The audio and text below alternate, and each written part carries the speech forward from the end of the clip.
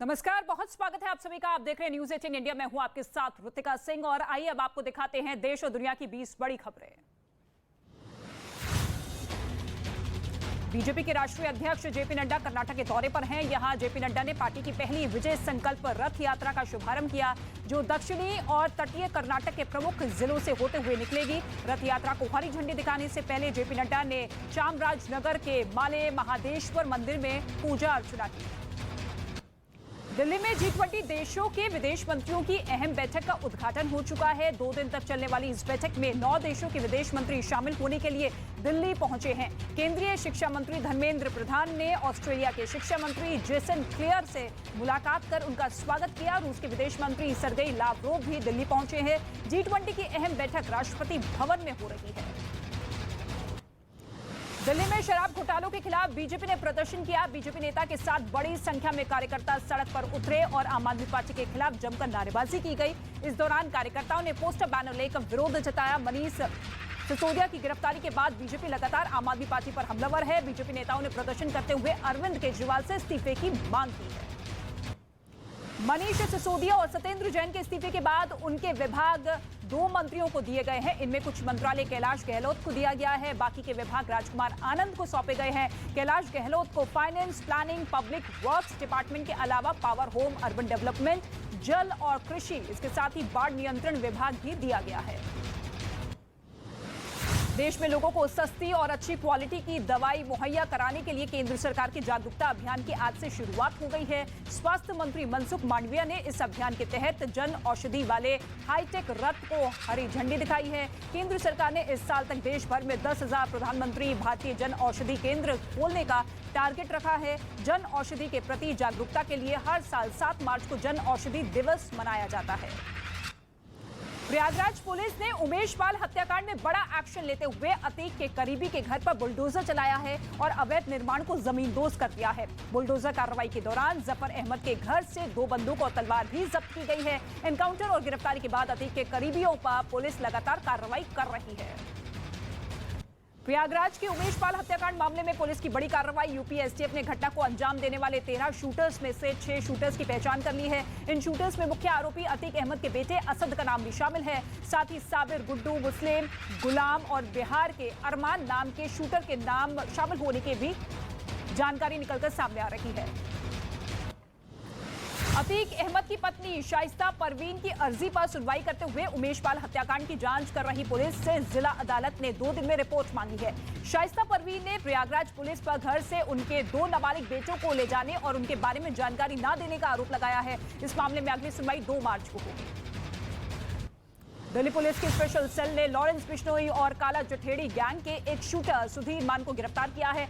इनके पास से एक पिस्टल और 4 जिंदा कारतूस भी जब्त किए गए हैं। शूटर सुधीर मान पर हत्या की कोशिश, लूट और डकैती के कई मामले दिल्ली और हरियाणा में दर्ज है। बताया ये जा रहा है कि ये शूटर जेल में बंद गैंगस्टर के आदेश पर बिजनेसमैन और प्रॉपर्टी डीलर्स को रंगदारी के लिए धमका रहा था।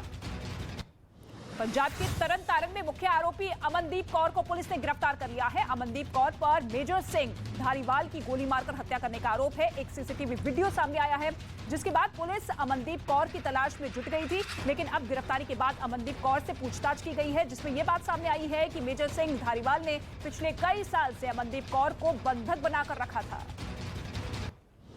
मुंबई के एयरपोर्ट पर DRI ने बड़ी कार्रवाई की है। इथियोपिया की राजधानी अदिस अबाबा से मुंबई आ रहे यात्री की तलाशी ली गई, जिससे 25 करोड़ रुपए का ड्रग्स जब्त किया गया है। आरोपी साबुन के अंदर ड्रग्स भरकर तस्करी करने की फिराक में था। आरोपी के पास से 12 साबुन मिले हैं। अब DRI की टीम आरोपी से पूछताछ कर रही है। महाराष्ट्र के ठाणे में अंबरनाथ बदलापुर हाईवे पर दुकानों में भीषण आग लग गई है, जिसके बाद मौके पर अफरा तफरी मच गई। इस दौरान वहां खड़ी गाड़ियों के CNG टैंक में जोरदार धमाका हुआ, जिससे आग फैलती चली गई। आनन फानन में दमकल विभाग को इसकी जानकारी दी गई, जिसके बाद मौके पर दमकल कर्मी पहुंचे और घंटों की कड़ी मशक्कत के बाद आग पर काबू पाया गया। यूपी के मथुरा में लठमार होली खेली गई। होली के लिए बड़ी संख्या में लोग नंदगांव पहुंचे और जश्न में डूबे नजर आए। होली खेलने के दौरान महिलाएं लाठियां बरसाती हुई नजर आई, जबकि लोग ढाल से अपना बचाव करते हुए दिखे। लठमार होली के लिए मथुरा जिले में सुरक्षा के कड़े इंतजाम किए गए थे। अतिरिक्त जवानों की तैनाती की गई थी। वहीं CCTV और ड्रोन के जरिए निगरानी की जा रही थी। छत्तीसगढ़ के कोरबा में एक बार फिर हाथियों का आतंक दिखा। अचानक सड़क हाथियों के आने से वहां से गुजर रहे लोगों के बीच दहशत मच गई। इस बीच हाथी काफी देर तक सड़क पर चहलकदमी करते हुए नजर आए। वहीं इसकी जानकारी फौरन वन विभाग को दी गई, जिसके बाद वहां पहुंची एक टीम ने हाथियों को वापस जंगल की तरफ खदेड़ा। लेकिन इस दौरान सड़क के दोनों तरफ गाड़ियों की लंबी लंबी कतारें नजर आई।